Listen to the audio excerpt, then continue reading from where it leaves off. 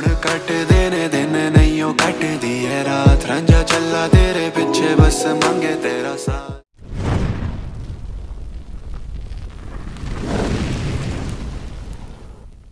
So hey what's up guys and स्वागत है आप सभी का आज के इस नए व्लॉग में। आज डेट है 15 अप्रैल 2025 एंड टाइम हो रहा है 1:16 PM। तो आप लोग कह रहे होंगे माना भाई इतनी देर में व्लॉग स्टार्ट क्यों कर रहे हैं। तो एक्चुअली में क्या हुआ भाई, मैं रेडी वगैरह हो गया था, मेरे को एक मीटिंग लाइन थी उसके लिए जाना था, बट वो मीटिंग पता नहीं क्या हुआ क्या नहीं हुआ, भाई लोगों का कोई कॉल ही नहीं आया, मैंने कॉल किया तो कॉल नहीं रिसीव किया, तो अब मैंने कहा मीटिंग हो नहीं रही है। एंड आज ही क्योंकि ट्यूसडे तो I am going towards Hanuman ji के मंदिर जाना है, तो हनुमान जी के मंदिर जाना बहुत जरूरी है, आप लोगों को ये पता ही है, तो वहीं चल रहे हैं अब। तो मैंने कहा यार धीरे धीरे हनुमान जी के मंदिर की तरफ चलते हैं। यार मेरे से ना मैनुअल गाड़ियों में बड़ी दिक्कत रहती है, सीट एडजस्ट नहीं हो पाती जल्दी से। आप फादर साहब ने चलाई थी दरअसल में कल, तो इसलिए अब एडजस्टमेंट हो नहीं पा रही है, अब जाके हुई एडजस्ट। और मैनुअल गाड़ी में एडजस्ट इसलिए नहीं हो पाती क्योंकि क्लच का ट्रैवल में चाहता हूँ कि क्लच पूरा दबे एंड तक, बिकॉज अगर एंड तक आपका क्लच नहीं दब रहा है तो आपका जो क्लच का काम है वो 20-25 हज़ार किलोमीटर में ही आ जाएगा। तो 20-25 हज़ार किलोमीटर में क्लच का काम ना आए आप लोगों के पास, उसके लिए आपको क्लच पूरा दबा के ही गियर शिफ्ट करने चाहिए। ये माना भाई का ज्ञान है आजकल, कई लोग नहीं करते। मेरे बहुत सारे ऐसे जानने वाले हैं जो जिनकी गाड़ियों के मैं क्लच दबाता हूँ, मुझे ऐसा लगता है कि मैं पत्थर के ऊपर पैर दबा रहा हूँ, पत्थर को दबा रहा हूँ। बट मेरी गाड़ियों में कभी भी 50,000 किलोमीटर से पहले आता नहीं है क्लच का काम। यूजुअली मेरी गाड़ियां 50,000 किलोमीटर तक बिना क्लच के काम के चल जाती हैं एंड बहुत अच्छा रहता है, स्मूथ क्लच, एंड तक भी वही स्मूथनेस रहती है क्लच में। हाँ तो आप लोगों को एक चीज बताऊं, मेरी फर्स्ट सर्विस हो चुकी है गाड़ी की, मैंने बताया भी था, पता नहीं किसी ब्लॉग में दिखाया है कि नहीं दिखाया पता नहीं, बट फर्स्ट सर्विस हो चुकी है इस गाड़ी की। ये 1220 किलोमीटर चला चुका हूँ मैं, बट इसके बाद अब कोई भी सर्विस मैं महिंद्रा के ऑथराइज सर्विस सेंटर में नहीं कराऊंगा, बिकॉज बिल्कुल पैथेटिक सर्विस थी।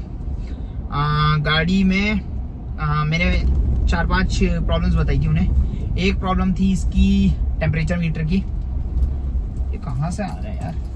एक प्रॉब्लम थी इसकी टेम्परेचर मीटर की, दूसरी प्रॉब्लम थी इसके इंफोटेनमेंट सिस्टम की कि वो बहुत ज्यादा हैंग कर रहा था, तीसरी प्रॉब्लम थी इसकी डीएफ की, मैंने बताया भी था आपको डीएफ की, चलो छोटी प्रॉब्लम थी। चौथी प्रॉब्लम थी इसके पावर विंडोज की, उनसे एक भी प्रॉब्लम अभी रिसॉल्व नहीं हुई है इसकी। एंड तब आप लोग कहते हो कि इंडियन ब्रांड की तरफ स्विच करो। भाई इंडियन ब्रांड्स ना प्रोडक्ट बना रहे हैं, अच्छा बना रहे हैं नो डाउट, बट उस प्रोडक्ट को बनाने के बाद सर्विसेज दे नहीं पा रहे हैं, बल्कि सर्विसेज देने के नाम पे पैथेटिक है बिल्कुल। ऐसी टाटा के साथ में और यही हाल महिंद्रा के साथ में है। पहले तो मैं चलो महिंद्रा की वाली थार यूज कर रहा था, तो फुली मैनुअल थी, उसमें कुछ भी नहीं था इलेक्ट्रॉनिक्स, तो इसलिए उसमें इतना पता नहीं लगा हमें, बट इसमें इतने इलेक्ट्रॉनिक्स दे दिए, मतलब इससे ज्यादा इलेक्ट्रॉनिक्स इन्होंने स्कॉर्पियो एन और उसमें दे रखे XUV 700 में।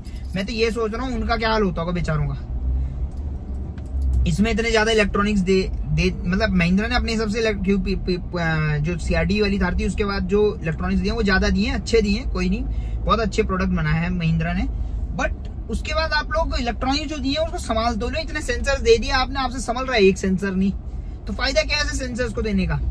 तो बस यही चीज है भाई, मैं तो यही कहूंगा। बाकी देखेंगे एक और बार, माइटी महिंद्रा जो है इनका सर्विस सेंटर, वो काफी रेनाउंड है एंड मेरे नोन का ही है, वो ओनर जो है उसके नोन ही है मेरे, तो मैं सोच रहा हूँ कि एक बार उनसे कोऑर्डिनेट करूँ इस चीज के बारे में, क्या पता वो रिसॉल्व कर देंगे प्रॉब्लम। बट महिंद्रा के बैकएंड से ही प्रॉब्लम्स हैं, सर्विस डीलर की कोई दिक्कत नहीं है, बैकएंड से ही दिक्कत है कि उन्होंने स्टाफ ट्रेन ही नहीं करवाया उस लेवल का। गाड़ी बना दी 21st सेंचुरी की, स्टाफ रखा हुआ अभी भी 19th सेंचुरी का, वो हिसाब कर रखा महिंद्रा ने। तो नहीं होता ना ऐसे यार, जब इतना सिस्टम आ गया है, आपने TPMS दे रखा है, इसमें TPMS तक आपसे सेट नहीं हो पा रहा है। अभी मैं एलॉय चेंज कराऊंगा, TPMS कहाँ सेट कराऊं ये नहीं समझ में आ रही मेरे। ये दिक्कतें आने वाले टाइम में बहुत बड़ी हैं और बहुत बड़े लेवल पे, जब क्योंकि प्रोडक्शन आपका हो गया है, आपने सेल्स अच्छी कर ली है, अचीव करी है अच्छी सेल्स, आपकी बुकिंग्स बहुत लंबी लंबी चल रही हैं, वो आपकी सेल्स क्योंकि आपका प्रोडक्शन लेवल कम है, ठीक है। और कंज्यूमर की डिमांड सिर्फ इसलिए है बिकॉज इंडियन ब्रांड है करके। ये जो वो चलते हैं ना, क्या कहते हैं उसे, भेड़ चाल, उसमें दिक्कत आ रही है। भेड़ चाल चल रहा है, पूरा हिंदुस्तान भेड़ चाल की तरफ भाग गया। थार तो 2013 में आ गई थी, लॉन्च हो गई थी। तब से 2013 से 2020 तक किसी ने पूछा नहीं थार को।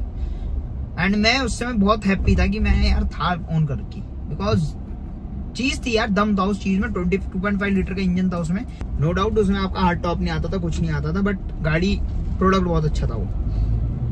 हालांकि उसमें सेंसर ही नहीं था, कोई भी सेंसर नहीं था उसमें। यहाँ तक एयर बैग्स भी नहीं आते थे, एंटी लॉक ब्रेकिंग सिस्टम नहीं आता था उसमें, बट गाड़ी प्रोडक्ट अच्छा था वो यार। प्रोडक्ट में जान थी, उसमें गाड़ी में जान थी। मतलब वो 4x2 में भी कभी नहीं फंसी मेरे साथ में। 4x4 बस शौक के लिए लगा रहे थे हम तो, कहीं पे भी नदियों में जाते थे हम, शौक के लिए ही लगाते थे 4x4। नहीं तो 4x4 की भी कभी जरूरत पड़ी नहीं है सच।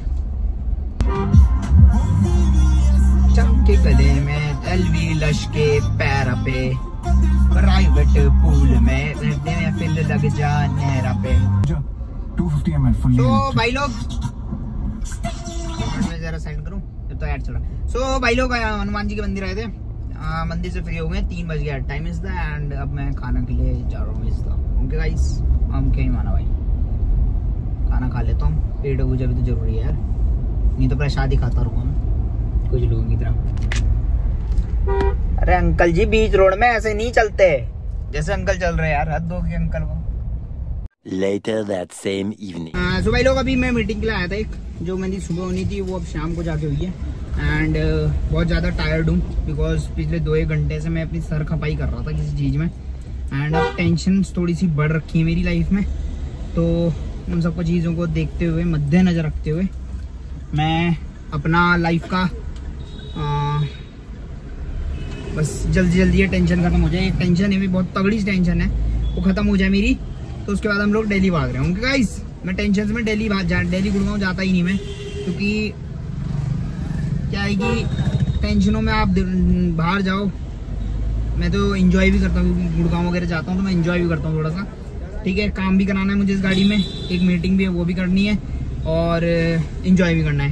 तो एंजॉय मैं तभी कर पाऊँगा जब टेंशन लाइफ में ना हो, तो इसलिए एंजॉय करने के लिए हम लोग जाएंगे। एंड फिर अपना वही है अपना स्केड्यूल।